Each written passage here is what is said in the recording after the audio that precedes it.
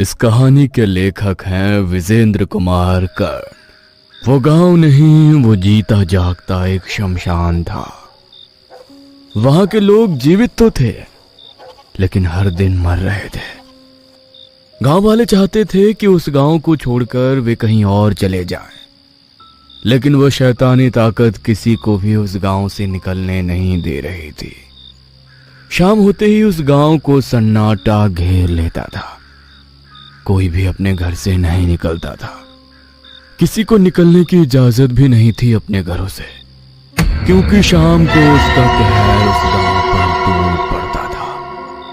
बहुत ही खूंखार और भयानक आत्मा थी वो इंसानों को जान से नहीं मारती थी, वो उसकी आंखें निकाल लेती थी, दोनों की दोनों, और उन्हें बना देती थी अंधा।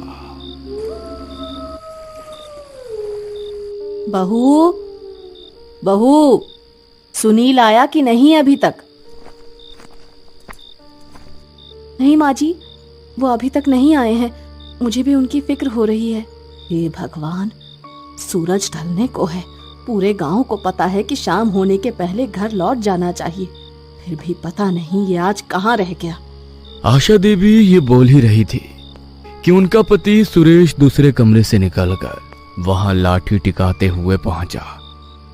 वो देख नहीं सकता था। उसे आज भी वो दिन याद है जब वो शाम को खेत से लौट रहा था और अचानक से बारिश शुरू हो गई थी। अरे ये बारिश कहाँ से शुरू हो गई? अब कहीं छूटना पड़ेगा, नहीं तो भीग जाऊंगा। सुरेश कुछ ही दूरी पर लगे एक बरगद के पेड़ के नीचे खड़े हो गए। वो लगातार बारिश को देखे जा रहे थे और कोई और लगातार उन्हें घूर रहा था। उसी पेड़ पर बैठे बैठे सुरेश बारिश के रुकने का इंतजार कर रहे थे, लेकिन तभी धड़ाम की आवाज से वो चौंक गए। पहले तो उन्हें लगा कि शायद पेड़ की कोई डाली टूटी है, क्योंकि वो पेड़ बहुत ही पुराना था। लेकिन जब उनकी नजर सामने गई तो मुंह से चीख निकल गई। सुरेश वहां से भागने लगे, लेकिन अचानक से उनके पैर वहीं के वहीं थम गए। वो चाहकर भी अपने पैर आगे नहीं बढ़ा पा रहे थे। उन्होंने बहुत कोशिश की, लेकिन उनके पैर ऐसे जमीन से चिपके जैसे किसी ने गोंद लगा दिया हो। डर के मारे उनके सीने की धड़कन बढ़ती ही चली जा रही थी। वो अपने सामने मौत को देख रहे थे। वो मौत जिसका रूप बहुत ही भयानक था। एक औरत जिसके दोनों हाथ नहीं थे, उसका चेहरा पूरी तरह जला हुआ था। वो सुरेश को खा जाने वाली निगाहों से देख रही थी। मुझे जाने दो, मुझे जाने दो। सुरेश उस औरत से बार बार अपनी जान बख्शने की गुहार कर रहे थे, लेकिन वो औरत थी कि धीरे धीरे कर उनकी ओर बढ़ रही थी। और जब वो उनके बिल्कुल सामने आ गई तो सुरेश ने अपनी आंखें बंद कर ली, क्योंकि उन्हें पता लग गया था कि अब उनकी मौत करीब है। वो मन ही मन ईश्वर को याद कर रहे थे, लेकिन तभी खचाक की आवाज आई और उसके साथ ही सुरेश के चीखने की भी आवाज गूंज गई। सुरेश कुछ समझ पाते उसके पहले ही उन्हें एहसास हो गया कि उनकी एक आंख में किसी ने कैंची घुसा दी है। सुरेश जोर जोर से चीखने लगे, बचाओ, बचाओ। सुरेश चीख रहे थे और सामने वो देख रहे थे जिसे कोई भी देख ले तो हार्ट अटैक से मर जाए। कुछ देर पहले जिस औरत के दोनों हाथ कटे हुए दिख रहे थे, पता नहीं उसके शरीर में कहां से दोनों हाथ अचानक आ गए थे, और उन हाथों में थी कैंची, नुकीली कैंची जिसमें खून लगा था। कुछ देर बाद फिर से एक आवाज आई, खचाक। इस बार सुरेश के दूसरे आंखों के अंदर वो नुकीली कैंची धसी हुई थी और सुरेश दर्द से कराह रहा था। सुरेश की आंखों की दोनों पुतलियां अब उस भयानक सी औरत के हाथ में थी जिसे वो घूर घूर कर देख रही थी। सुरेश लगातार चीख रहे थे। इधर वो औरत आंखों की उन पुतलियों को लेकर बरगद के पेड़ के नीचे गई और उसने वहां रखे फावड़े से पेड़ के नीचे खुदाई शुरू कर दी और आंखों की दोनों पुतलियों को मिट्टी में दबा दिया। उसके बाद वो जोर जोर से हंसने लगी और कहने लगी, किसी को नहीं छोड़ूंगी मैं, किसी को नहीं। सुरेश अपनी बातों को याद करके डर के मारे कांप रहे थे। साथ ही उन्हें ये भी चिंता सता रही थी कि उनका बेटा भी कहीं उनकी तरह ही अंधा ना हो जाए। घड़ी की सुई धीरे धीरे आगे बढ़ रही थी और जैसे जैसे सुई आगे बढ़ रही थी सुरेश के घर के सभी सदस्यों के चेहरे का रंग उड़ा जा रहा था। जैसे चिंता सुरेश अपने बेटे सुनील के लिए कर रहा था वैसी ही चिंता सुनील को भी हो रही थी। वो जल्दी से घर पहुंच जाना चाहता था। आज उसे खेत में बहुत देर हो गई। वो निकल तो जल्दी रहा था लेकिन अचानक कई सारे आवारा पशु उसके खेत में घुस गए। खेत की फसल तैयार खड़ी थी। अगर वो उन जानवरों को नहीं भगाता तो सारी फसल चौपट हो जाती और सिर्फ फसल ही चौपट नहीं होती, उसकी सारी मेहनत बर्बाद हो जाती। एक किसान के लिए उसकी जमीन और उसकी फसल उसके जीवन से भी ज्यादा प्यारी होती है। पूरी कोशिश के बाद उसने जानवरों को भगा तो दिया लेकिन बहुत देर हो गई। वो पूरी तेजी से अपने घर की ओर बढ़ा जा रहा था। हे भगवान, आज तो बहुत देर हो गई है। कहीं वो हादसा मेरे साथ भी ना हो जाए। अगर वो हो जाएगा तो बहुत ही मुसीबत हो जाएगी। पिताजी की दोनों आंखें पहले ही चली गई हैं और मैं भी अंधा हो गया तो। चिंता की लकीरें उसके माथे पर झलक रही थी लेकिन उसे क्या पता था कि आगे चलकर उसके साथ क्या होने वाला है। तेज कदमों से चलता हुआ जब वो उसी बरगद के पेड़ के नीचे पहुंचा तो उसके कानों में एक अजीब सी आवाज आई। ऐसा लगा कोई सांप फुफकार रहा है लेकिन वो आवाज बहुत ही भयंकर थी। ऐसा लग रहा था कि बहुत सारे सांप एक साथ फुफकार रहे हो। डर के कारण सुनील के दिल की धड़कन बढ़ गई थी। उसे यह अंदेशा हो गया कि कुछ गड़बड़ होने वाला है, इसीलिए वो भागने लगा। लेकिन अचानक से उसके कदम रुक गए। उसने देखा कि उसके सामने एक बहुत ही विशालकाय नागिन खड़ी है। उसने अपने पूरे जीवन में इतनी बड़ी नागिन नहीं देखी थी। उस नागिन को देखकर वो थर थर कांपने लगा। कुछ देर बाद वो नागिन फुफकारती हुई सुनील के गले से लिपट गई और उसके गले को जोर से दबाने लगी। सुनील का दम घोट रहा था। उसकी आंखें बाहर आने को हो रही थी और वो जोर से चिल्ला रहा था, बचाओ, बचाओ। नागिन का शिकंजा उसकी गर्दन पर और भी जकड़ता जा रहा था और सुनील की आंखें लाल हो रही थी। ऐसा लग रहा था जैसे कि उसकी आंखें बाहर आ जाएंगी और वही हुआ। कुछ देर बाद उसकी दोनों आंखों की पुतलियां बाहर आ गई। आंखों की पुतलियां बाहर आते ही वो नागिन धीरे धीरे कर एक औरत में बदलने लगी, एक भयानक औरत में। गांव में बच्चों को छोड़कर हर कोई उस भयानक औरत का शिकार बन रहा था। लोग भागना चाहते थे, हमेशा के लिए इस गांव से निकलना चाहते थे। लेकिन जब भी कोई गांव छोड़ना चाहता वो अपने घर से निकल ही नहीं पाता था, क्योंकि एक अदृश्य सी दीवार उसके घर के आगे बन जाती। वो इंसान या उसका परिवार निकलने की कोशिश करता तो उस दीवार से टकरा जाता, जबकि वो दीवार किसी को भी नहीं दिखती थी। किसी को भी समझ में नहीं आ रहा था कि ऐसा कौन सा श्राप उस गांव को लगा है जिससे वो गांव धीरे धीरे अंधों के गांव में बदल रहा था। उसी गांव में सावित्री रहती थी। सावित्री के पति की मृत्यु कई सालों पहले हो गई थी। पति की मौत के बाद 7 साल की उसकी बेटी सोनम की जिम्मेदारी उस पर आ गई थी। सावित्री उस जिम्मेदारी को बखूबी निभा रही थी। जिस तरह उसका पति खेतों में मेहनत करता, वो उसी तरह खेत में लगी रहती। समय के साथ सोनम बड़ी होती जा रही थी। सावित्री चाहती थी सोनम आगे की पढ़ाई के लिए शहर चली जाए, क्योंकि गांव में पढ़ाई की कोई खास व्यवस्था नहीं थी। सावित्री ने सोनम को शहर भेज दिया। पिछले 1 साल से वो वहीं रह रही थी और पिछले 1 साल से ही गांव इस भयानक श्राप से गुजर रहा था। सोनम की कॉलेज में छुट्टियां हो गई थी। इन छुट्टियों में वो अपनी मां के पास आना चाह रही थी, लेकिन वो भी उसे बिना बताए, क्योंकि वो अपनी मां को सरप्राइज देना चाहती थी। सोनम को जरा सा भी पता नहीं था कि गांव में पिछले 1 साल से क्या हो रहा है। पता होता भी कैसे?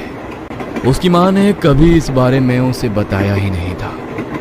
सोनम 5:30 बजे शाम के करीब अपने गांव के स्टेशन के बाहर उतरी, लेकिन स्टेशन के बाहर उसे बिल्कुल सन्नाटा सा लगा। अगर रात होती और ऐसा सन्नाटा दिखता तो कोई आश्चर्य की बात नहीं होती, लेकिन शाम के समय इतना सन्नाटा। स्टेशन से उसका घर 2-2.5 किलोमीटर दूर था। अब स्टेशन पर ना तो कोई गाड़ी थी, ना ही कोई और जरिया जिससे वो घर जा सके। उसने सोचा कि घर पर फोन कर ले। उसने अपना मोबाइल भी निकाला। फिर उसने सोचा कि अगर फोन कर दूंगे तो सरप्राइज नहीं रहेगा। इसीलिए वो पैदल ही घर की ओर निकल पड़ी। अभी वो कुछ ही दूर पहुंची थी कि उसे लगा कि कोई उसके पीछे आ रहा है। सोनम तुरंत से पीछे मुड़ी, लेकिन वहां कोई नहीं था। वो एक बार फिर अपने घर की ओर चल पड़ी, लेकिन जैसे ही वो कुछ कदम बढ़ाती, उसे ऐसा लगता कि कोई उसके पीछे आ रहा है। और जैसे ही वो पीछे मुड़ती, वहां कोई नहीं होता। सोनम को अब डर लगने लगा था। उसे समझ नहीं आ रहा था कि ऐसा उसके साथ आखिर क्यों हो रहा है। उसके जहन में बहुत सारे सवाल थे, लेकिन एक का भी जवाब उसके पास नहीं था। सोनम फिर से अपने घर की ओर बढ़ने लगी, लेकिन कुछ दूरी पर जाने के बाद ही वो हुआ जिसे देखकर उसके पसीने छूट गए। उसने देखा कि उसकी आंखों के सामने ही एक जोरदार धमाका हुआ। ऐसा लगा कि किसी ने बम विस्फोट कर दिया हो, और उस धमाके से सड़क पर इतना बड़ा गड्ढा हो गया कि वो उस पार लाख कोशिश के बावजूद भी नहीं जा सकती थी। हे भगवान, ये क्या है? ये अचानक से इतना बड़ा विस्फोट कैसे हो गया? और ये गड्ढा कैसे बन गया? मैं अब उस पार कैसे जाऊंगी? सोनम ये सोच ही रही थी कि तेज हवाएं वहां चलने लगी, और उन तेज हवाओं की आवाज के साथ उसे सुनाई पड़ी हंसी, एक भयानक हंसी। सोनम ने इधर उधर देखा, लेकिन उसे कोई नहीं दिखा।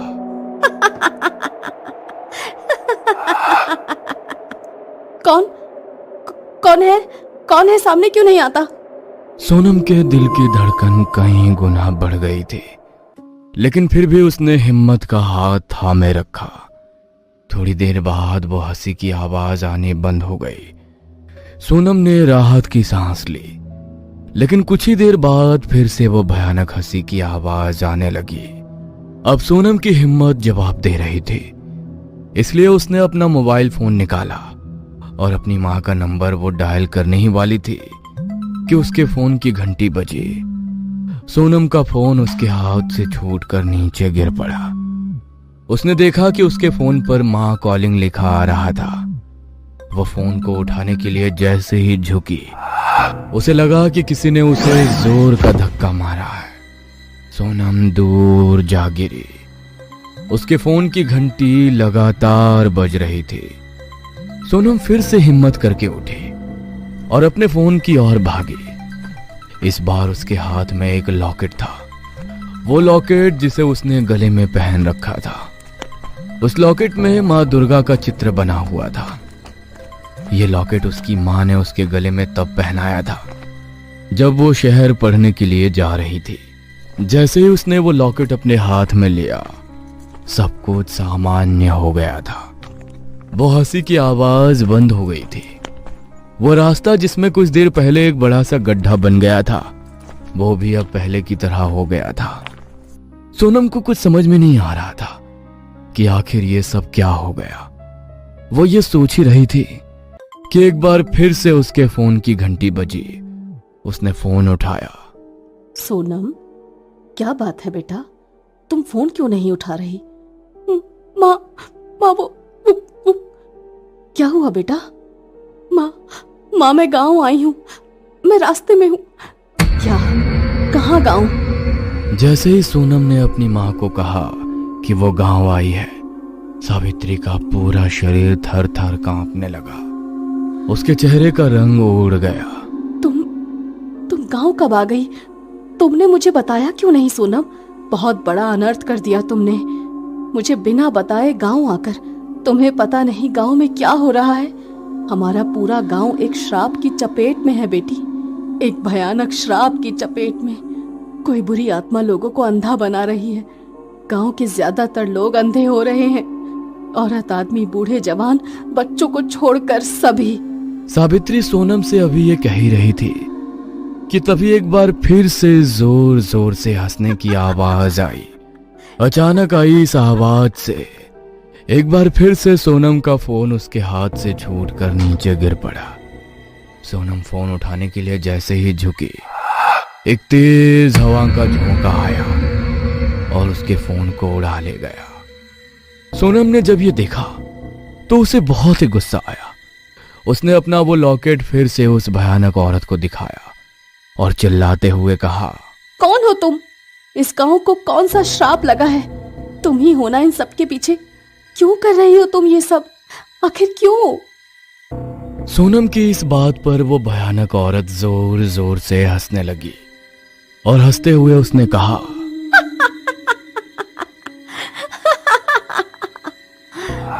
गांव के लोगों को मैं अंधा नहीं बना रही, वो तो पहले से ही अंधे हैं।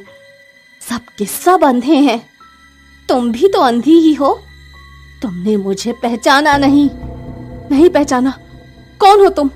मैं निर्मला हूं, तुम्हारी निर्मला दीदी। निर्मला दीदी? आप? उसके बाद निर्मला ने अपनी कहानी सुनानी शुरू की। 1 साल पहले की बात है। निर्मला अपने खेत में काम कर रही थी। तभी गांव के दबंग मुखिया का बेटा रंजय वहां आ गया और उसे छेड़ने लगा। अरे मेरी जान, तुम्हें कितनी बार कहा है कि इस तरह धूप में अपने चेहरे को खराब मत करो। अरे तुम्हारी कीमत रानी बनने की है और तुम हो कि यहाँ पापड़ की तरह खुद को सेंक रही हो। ये कहकर रंजय ने निर्मला का हाथ पकड़ लिया। निर्मला ने जरा भी देर नहीं की और एक थप्पड़ खींचकर उसे दे मारा और उसे कहा, सेक तो मैं भी दूं तुम्हें आग में, लेकिन इस बार के लिए यही काफी है। अगर आज के बाद तुमने मेरा रास्ता रोकने की कोशिश की या मेरे रास्ते के आगे आए तो वो भी कर दूंगी। निर्मला के इस तरह के रिएक्शन का रंजय को जरा सा भी इल्म नहीं था। उसने अपने गाल को सहलाते हुए कहा, तुम्हें पता नहीं है निर्मला, तुमने क्या किया है? रंजय पर हाथ उठाया है तुमने, इस गांव के मालिक पर। अरे तुम लोग नौकर हो, नौकर को जरा सा भाव क्या दे दिया, सर पर चढ़कर बैठ गए। बस आज से तुम्हारी उल्टी गिनती शुरू। तुमने यहाँ अकेले में मुझे थप्पड़ मारा है ना, मैं भरे बाजार तुम्हारे साथ वो करूंगा कि तुम्हारी रूह कांप जाएगी। हाँ। रंजय का खौफ पूरे गांव में था। उसके पिता धनंजय भी एक नंबर के बदमाश थे। लोगों की जमीन हथियाना, दूसरों की बहू बेटियों का अपमान करना, उनके साथ खिलवाड़ करना, ये उसका शौक था। रंजय की रगों में भी उसी का खून दौड़ रहा था, इसलिए वो भी वही करता। जो उसका बाप करता था। इस घटना के 24 घंटे के बाद की बात है। निर्मला खेत में काम कर कर जब वापस लौट रही थी तो रंजय ने अपने गुंडों के साथ उसे बीच बाजार घेर लिया। उस दिन बाजार में काफी भीड़ थी क्योंकि उस दिन शुक्रवार था। हर शुक्रवार वहां बहुत बड़ी मंडी लगती थी। रंजय ने जानबूझकर उस दिन को चुना था क्योंकि उसे निर्मला को भीड़ के बीच न सिर्फ जलील करना था बल्कि ऐसी सजा देनी थी जिससे उसका खौफ गांव वालों पर बना रहे।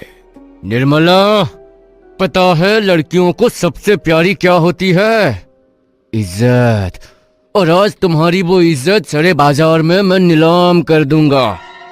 तुमने मुझे थप्पड़ मार तो दिया, लेकिन उसकी चोट जितनी मुझे लगी उससे कई गुना ज्यादा अब तुम्हें महसूस होगी। रंजय बीच बाजार उसके साथ बदतमीजी करने लगा। निर्मला चीखती रही, चिल्लाती रही, लेकिन किसी ने उसकी मदद नहीं की। इस गांव में सारे लोग अंधे हैं क्या? अरे आपके सामने ये राक्षस मेरे साथ बदतमीजी कर रहा है। एक स्त्री की इज्जत को तार तार कर रहा है, लेकिन आप लोगों ने आंख पर पट्टी बांध रखी है। अरे जवाब दीजिए, अरे जवाब दीजिए इसे। अगर नहीं देंगे तो आज मैं हूं, कल आपकी बेटी होगी, आपकी बहन होगी। निर्मला लोगों से मदद की गुहार करती रही, लेकिन रंजय और उसके बाप के डर से किसी ने उसकी मदद नहीं की। आखिरकार रंजय ने वो किया जो वो चाहता था और उसके बाद भी वो शांत नहीं बैठा। उसने निर्मला के शरीर में आग लगा दी। वो बेचारी दर्द से कराहती रही और आखिरकार उसने दम तोड़ दिया। उन्होंने मुझे मार दिया, पूरा गांव अंधा बना रहा। सदियों पहले भी तो यही हुआ था। द्रौपदी का चीरहरण हो रहा था और बड़े बड़े महारथी अंधे बने हुए थे। सदियों बाद भी कुछ नहीं बदला। मेरे शरीर को तो उन लोगों ने मार दिया, लेकिन मेरी आत्मा को इंसाफ चाहिए था। मैंने अपनी मौत के 3 दिन बाद ही रंजय और उसके बाप को मार दिया।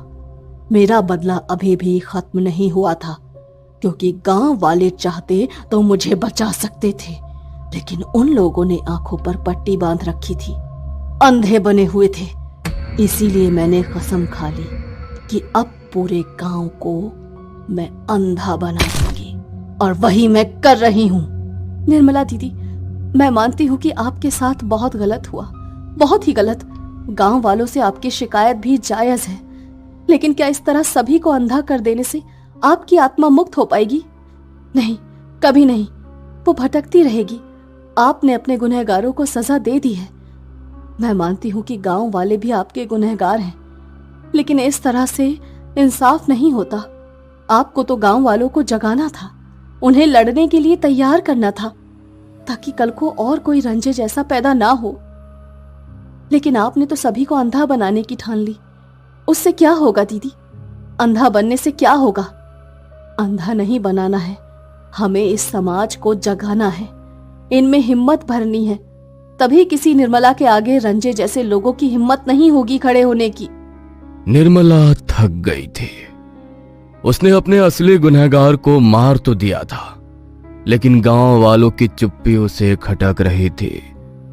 उनका सब कुछ देखने के बाद भी अनदेखा करना निर्मला को सता रहा था, और यही कारण था कि वो अब भी भटक रही थी। सोनम की बातों से निर्मला को नई सोच मिली। उसने सोनम से एक वादा लिया कि मैं तो मर गई, लेकिन मेरी मौत जाया ना जाए। वो लोगों को जागरूक करे। लड़कियों के ऊपर अगर कोई अत्याचार करता है तो चाहे वो कितना भी शक्तिशाली क्यों ना हो, लोग उसका मुकाबला करें। सोनम ने ये वादा निर्मला से किया। उसके बाद निर्मला वहां से गायब हो गई। उस दिन के बाद गांव में कोई भी ऐसी अनहोनी नहीं हुई। सोनम ने लोगों को लड़कियों के लिए लड़ने के लिए प्रेरित किया।